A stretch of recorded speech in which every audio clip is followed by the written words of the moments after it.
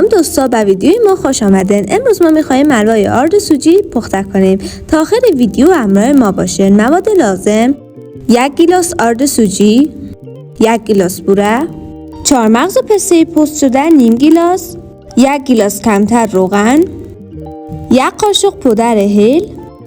ابتدا روغن در دیگ میندازیم و بعد آرد با روغن سرخ میکنیم.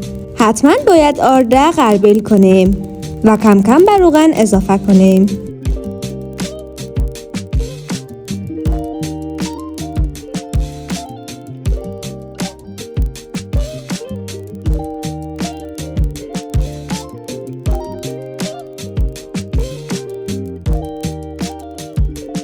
بعد آرد خوب سرخ میکنیم.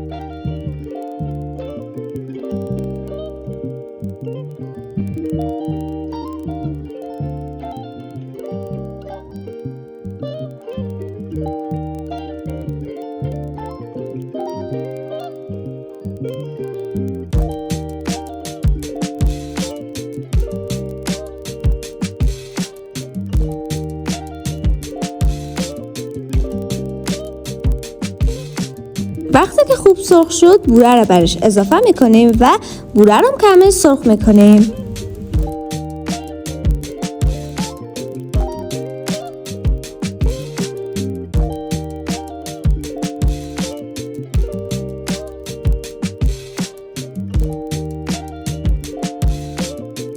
و وقتی که بوره رو خوب سرخ کردیم 1 گیلاس آب به آرد اضافه میکنیم و خوب شور میدیم تا کلوله نشه.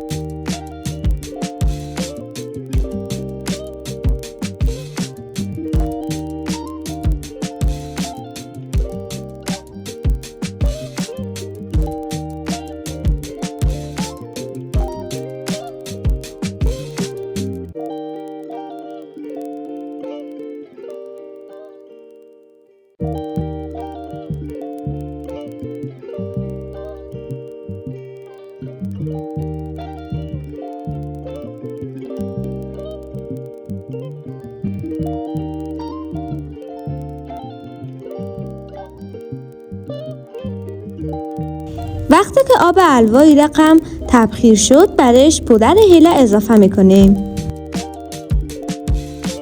پسته و چهارمغز اضافه میکنیم و گرد میتیم.